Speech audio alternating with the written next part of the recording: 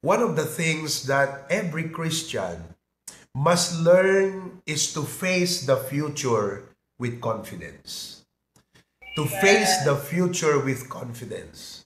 The biggest mirror in a car is not the rear view mirror, so that you should not be looking behind every time. It is not the side mirror, so that you don't have to look sideways all the time. The largest mirror in a car is the windshield, because you are meant to move forward. You are meant to go forward. And as Christians, there is a time when we have to look backward to reflect and thank God for all of the blessings. But that will never push us forward.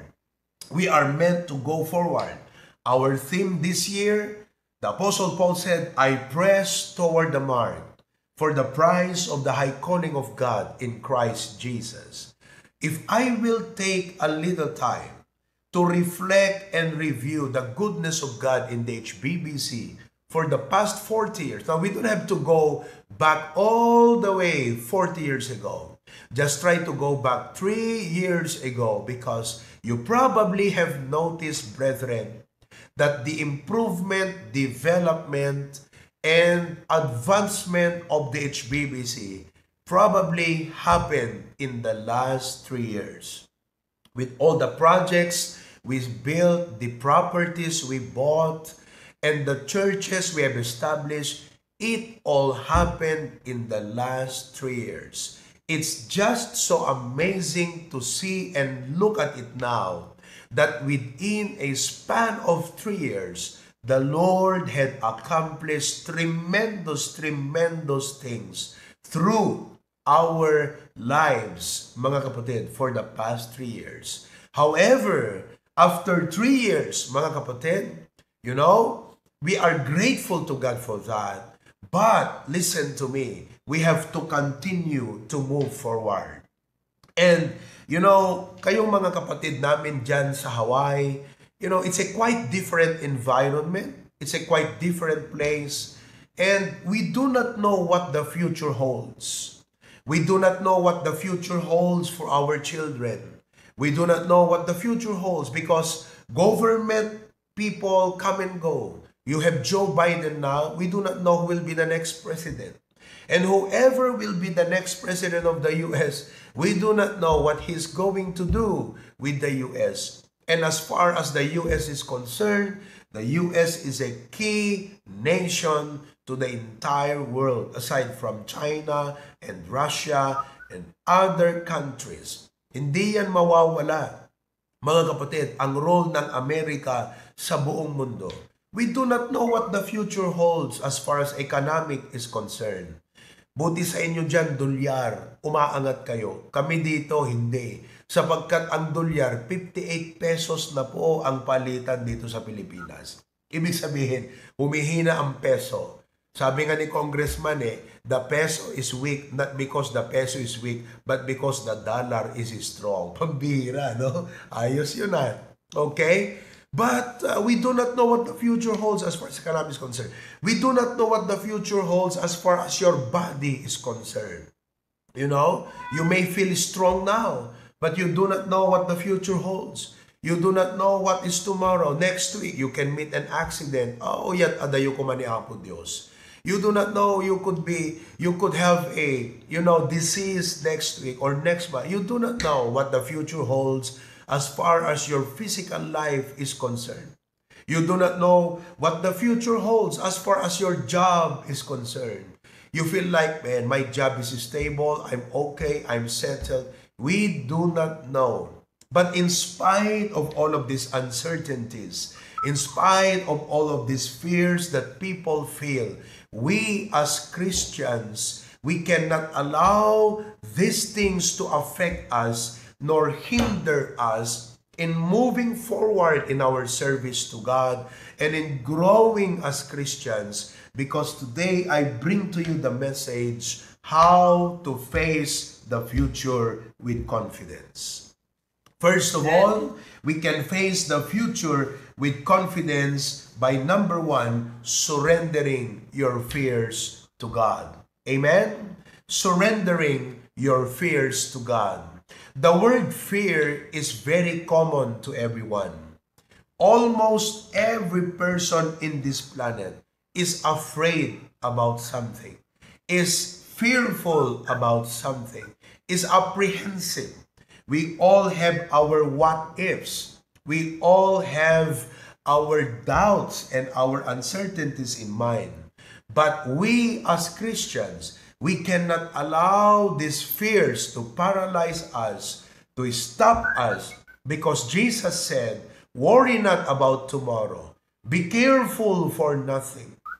Think not, what shall we eat? What shall we drink? Wherewithal shall we be clothed? But the primary focus of every Christian should be to seek the kingdom of God first and His righteousness, because all these things shall be added unto you.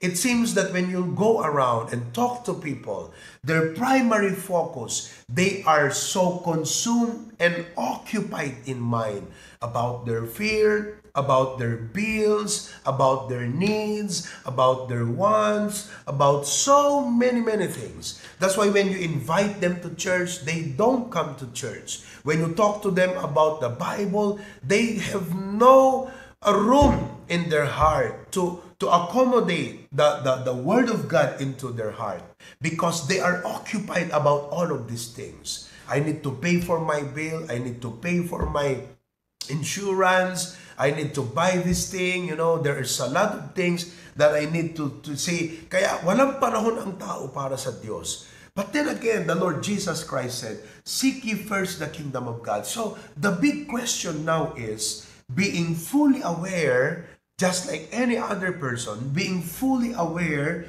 of all of these things in life that bring fear to us, how can we seek the kingdom of God first? How can we continue to serve God?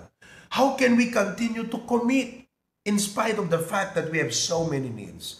How can we continue to give our tithes and offerings without being afraid that, Lord, pag binigay ko ito, wala na.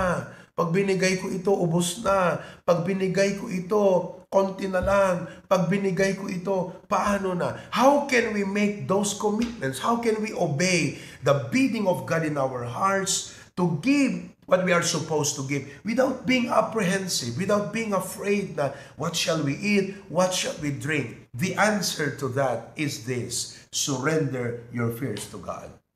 The Bible says in 1 Peter chapter 5 verse 7, casting all your care upon Him, for He cared for you. Now, I'm interested why that verse says all. When you say all your care, the Lord is telling us first and foremost, come on, take a notebook and a ball pen, list down all of your care. That's what it means there. You know, when you say casting all your care, it means before you can cast your care, you have a list of all of those cares. It's just like casting a ballot. You do not cast an empty ballot. You do not cast an empty paper. Before you can cast that ballot, you must fill out the form. I do not know how you do it in the US. Maybe everything is automated. But here, we still do it the manual thing. We write from the President, Bongbong Marcos. We write the Vice President, Sara Duterte. We write all of those, we write the name of those senators, Tulpo, you know, and Robin Padilla, Erwin Sao, Romy Aceret, you know, we write all of those names. Brother Sam, we write that. Mayor, we can't, listen to me, you cannot cast an empty ballot. Before you cast that ballot, you made sure na fill upan mo lahat yan. All of it. Then after finally filling up the form, all of the blanks, then you can finally come to cast that ballot. In the same sense, when God says, casting all your cares, God wants you to take a review. All of your care. You cannot cast something that you are not aware of. You cannot tell God about a fear you are not being affected about. You cannot tell God about a fear that you are not aware it's there in the mind. What God is saying is first, okay, take your notebook and pen, write it down. All of it. Now, after writing it down, give it to me. Give it to me. So it is not literally, primarily, basically wrong that we are aware of the many, many things. Listen, what God does not want for us is to keep those things in our hearts that causes fear, that stops us from growing, that keeps us from committing, that hinders us from obeying God.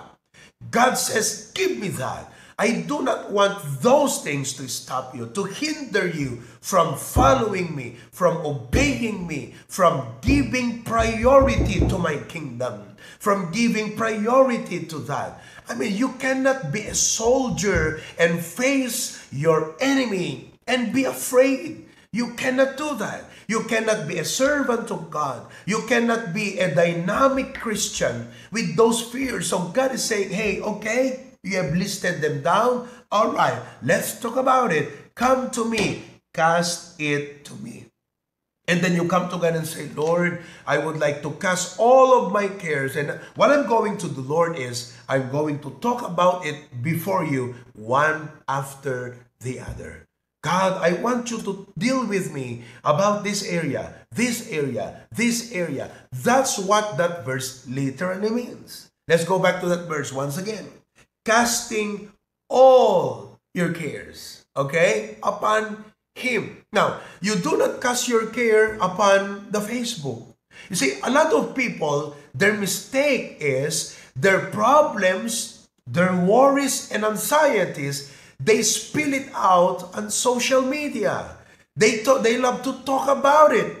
And they want to hear about what others say, what their friends will say, what their loved ones will say. That's a big, big mistake. The Bible says, casting all your cares upon Him, not upon them, but upon Him. That is why every Christian must have a personal quiet time with God. You've got to have a daily time with God and say, Lord God, I'd like to talk to you. Do you have that daily quiet time with God? Hello?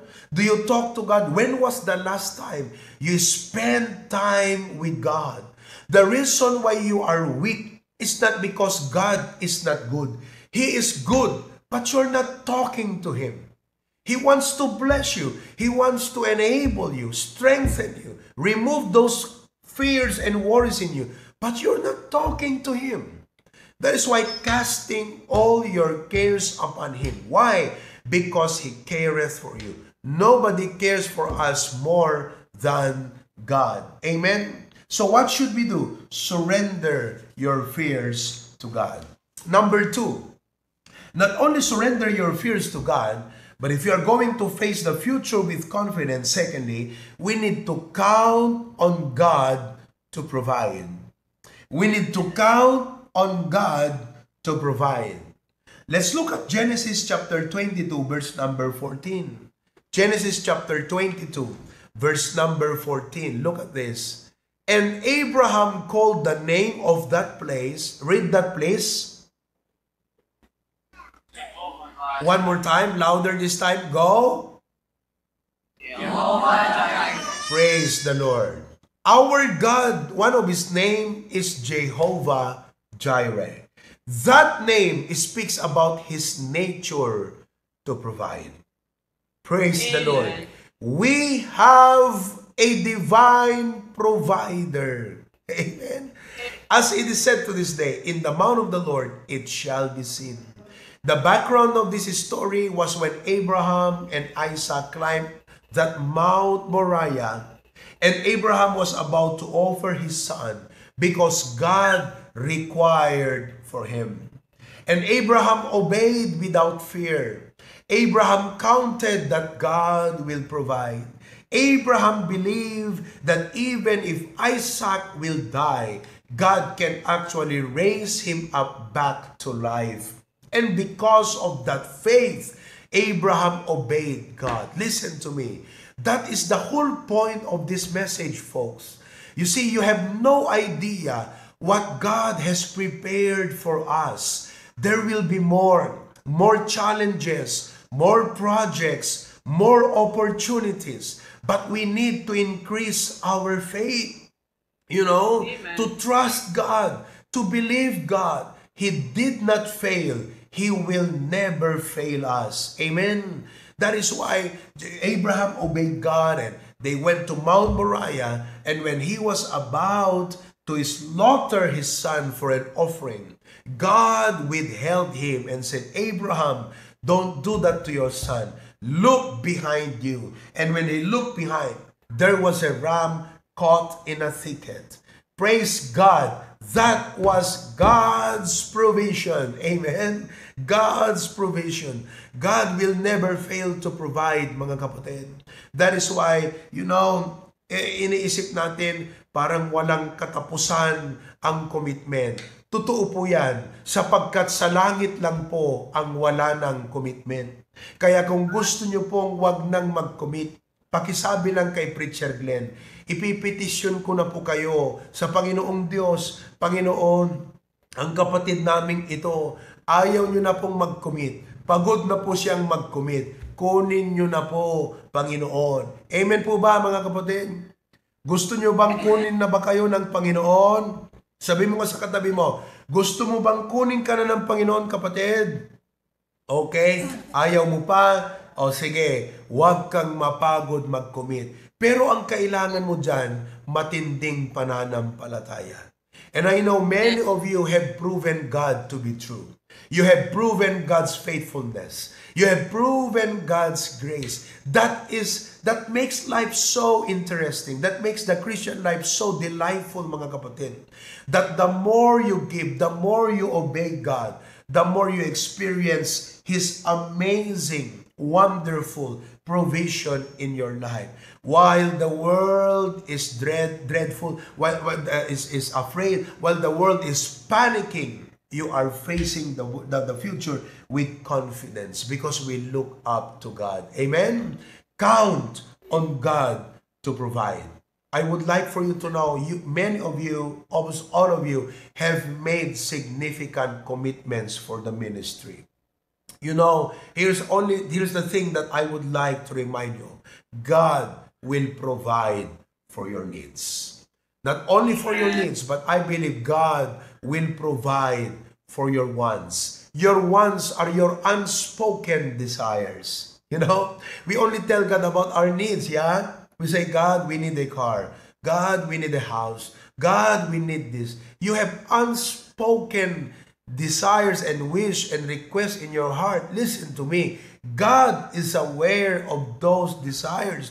God will not only provide for your needs, but He will also provide for your desires. Amen, mga kapatid? Napakabuti ng ating Panginoong Diyos. That is why, let us count on God to provide.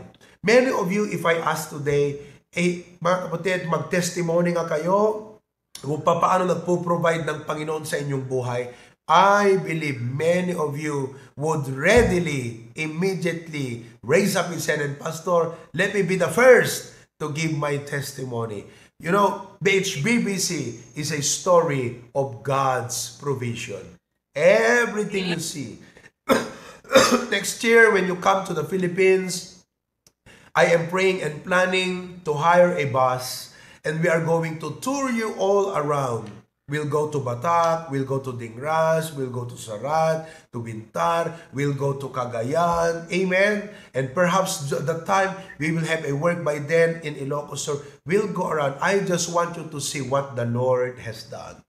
And when you go around, you cannot help but think in mind, God, you are amazing. How you provided. I mean, if I go down from my studio right now and go to the sanctuary, I look at this wonderful, amazing building. It's God's provision. I look at that aircon right there. Not many churches to have that aircon. Not even our Catholic church is air-conditioned here. Not even the independent church is air-conditioned here. I'm not aware of the new INC building. But look, mga kapatid, ang HBBC, alam nyo ba, Sam Bacareños, kinikilala ang ating kapilya na isa sa pinakamalaking Baptist sa buong probinsya. You see, even the unbelievers talk about it, you know. I saw one on Facebook, nag-post siya, sabi niya, itong ating church, sabi niya, you know, we have the Baptist Church, the Hosanna Bible Baptist Church, the only, if not the only biggest Baptist, I believe, in the whole province of Ilocos Norte. Wow, look at that. That is God's provision. Napakatindi, di ba? Oo. Mga kapatid, listen to me.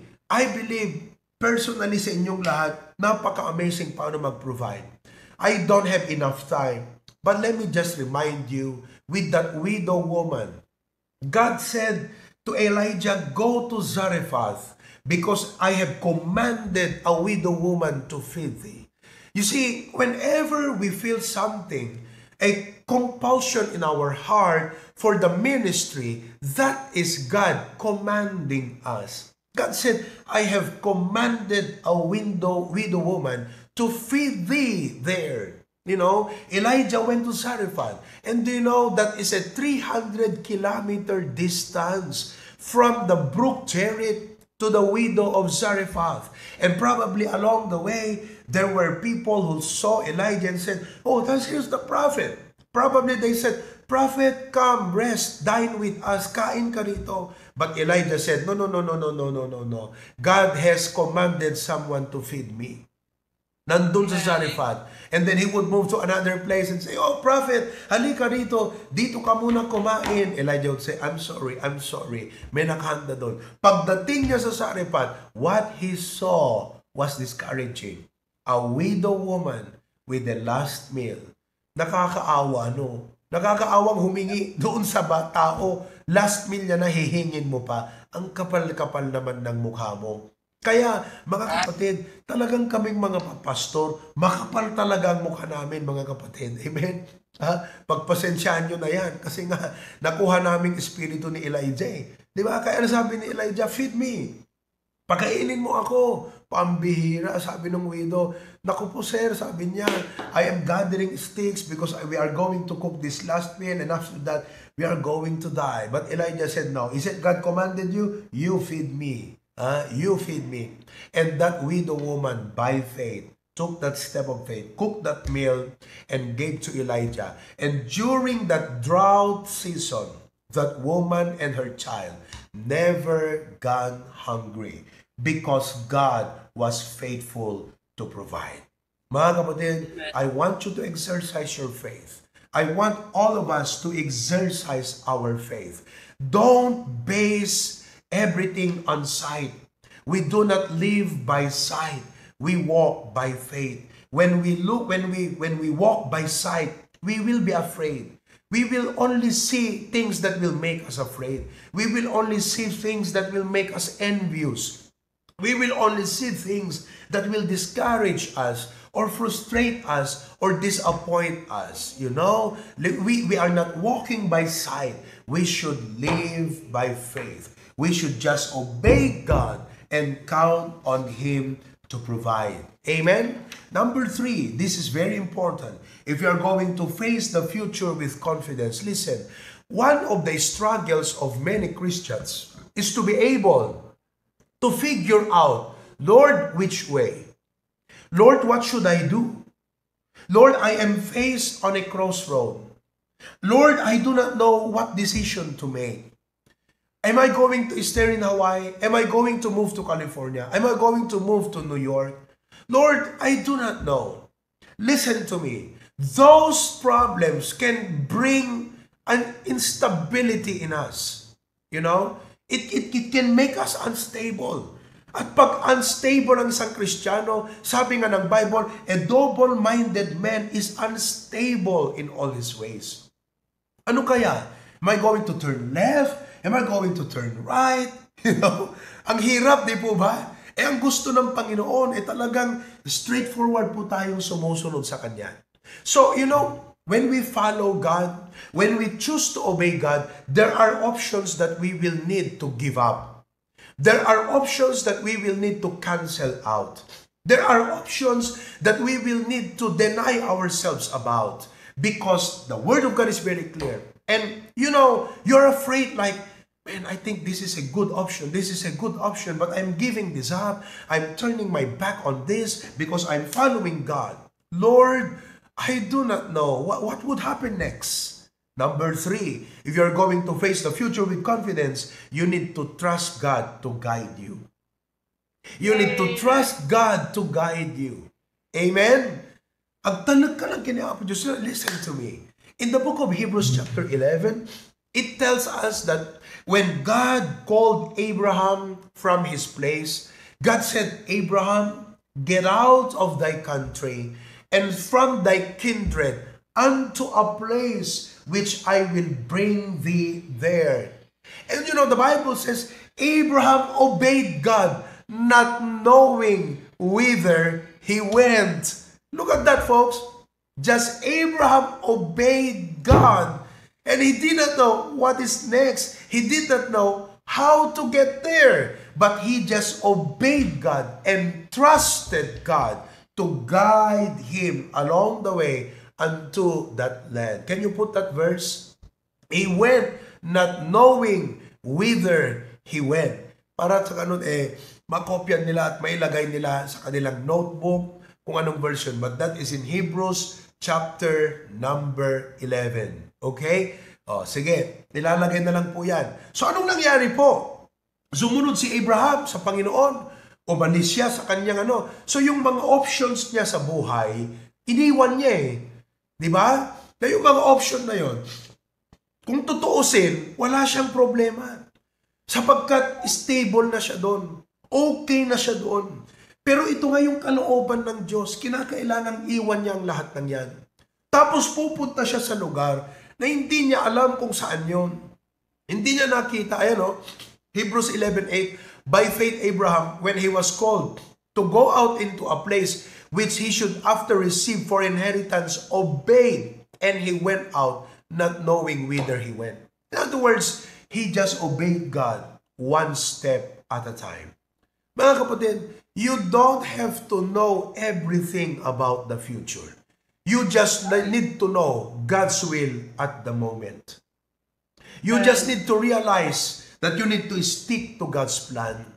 God's plan is for you to serve in His church. God's plan is for you to be a blessing in your church. And you know, God will just guide you. The Bible says in Proverbs 3:5 and 6, in all thy ways acknowledge Him, and He shall direct thy paths. Parang minsan, ang hirap sumunod sa Panginoon na hindi mo nakikita lahat eh. Di po ba mga kapatid?